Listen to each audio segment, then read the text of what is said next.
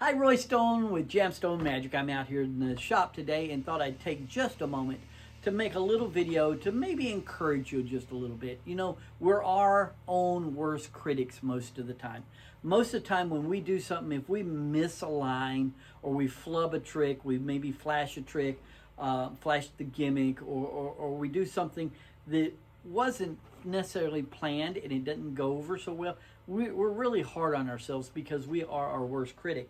And I'm bad at that. I'm very much a perfectionist and want everything just right, especially when I'm performing. That's why we make our tricks the way we do. We try to make them as pretty as we can so they stand off from the stage, and as quality as I can to make them useful and last a long time and work properly.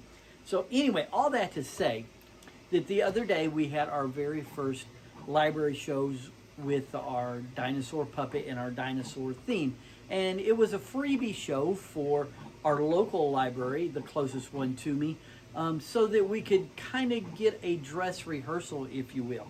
And we went and everything went fairly well for a first outing. Most of the time, my shows, as I do them, they get better as the summer goes on because you adapt your show and make it better and realize that joke didn't land, or this routine would be better off in a different place in the show and stuff like that. Well, all that to say that the dinosaur puppet in my very first show, her routine didn't go over as well as I liked.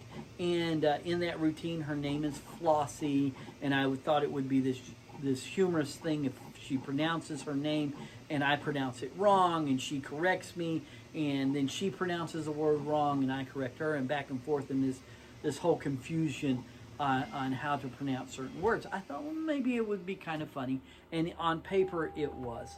But the problem is that my target audience isn't the audience I was normally used to. For the past 40 some odd years, as a children's pastor, I would do summer camps and VBSs and church, and my target audience was that 7 to 9 year old age group, a little bit older, elementary, if you will. But this new audience demographic is younger. Some of them as young as 2 and 3, and some of them as old as the 8 and 9 year old crew. But mostly we're in that 4 5 year old range, which is a lot younger. So I realized that my routine needed to be scaled back, and not as much as the intellectual as the little bit older one. Not saying that a 7 and 8 year old child is extremely intellectual. They like just as much crude body noise jokes as anybody, especially the boys. But this routine didn't go over so well. So I decided to come home, rework the routine. Her name got changed because the original name fit the original script, but it didn't necessarily fit the second script. I saw another puppeteer, a friend of mine, he had a dinosaur similar to mine, and he called it Sarah. And I liked that name and thought, okay, that would fit if I weren't doing the routine that I was doing. So I've changed it, and I've adopted, or stolen, if you will, or borrowed, or whatever, that name for my puppet. So the puppet's name is no longer Flossie. It is now Sarah, as in Triceratops. And in it, she does a lot of sillier jokes than the first one, not as much thinking jokes. And in it, she also balances an apple on her nose.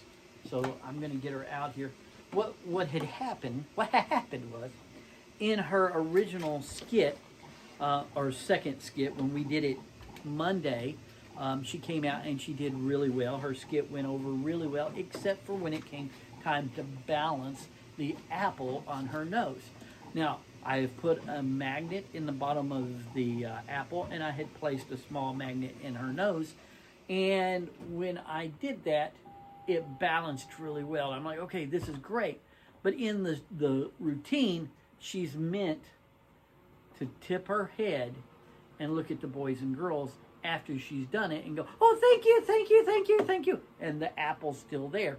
So it throws off the idea that she was actually balancing it, and the joke is that it's stuck to her nose. She's not really balancing it. But in the show, when she tilted her head, the apple came off as she began to talk. The movement wiggled it off. So as I got through with or as I was doing that, it kind of threw me off.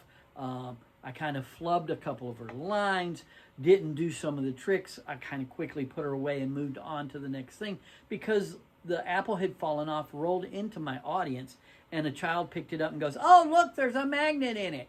And heckling is kind of part of it. We expect kids to do that because that's what kids do. But in doing that, it kind of threw me off just a little bit. And so I came home and said, okay, what we have to do is we've got to strengthen the magnets in the nose and in the apple so that it stays on. So adapting the routine a little bit and then strengthening the magnets in the apple. So here we are. We're going to try it on video here so we can see it. So there she is. She's holding the apple. I'm really good. See how steady I am? I'm concentrating, and there it is. Oh, I'm so good. Oh, yes, yes, give me a hand. Yes, yes, give her a hand, boys and girls. Look how good she's doing. Thank you, thank you, thank you. Yes, boys and girls, I am great. Yes, I am. Wait, what? Well, it doesn't look like, Sarah, it doesn't look like you're actually balancing the apple. No, it's actually stuck. All right, I see that. You weren't really balancing. Yeah, I was just testing to see if y'all would see it. All right, so there she is.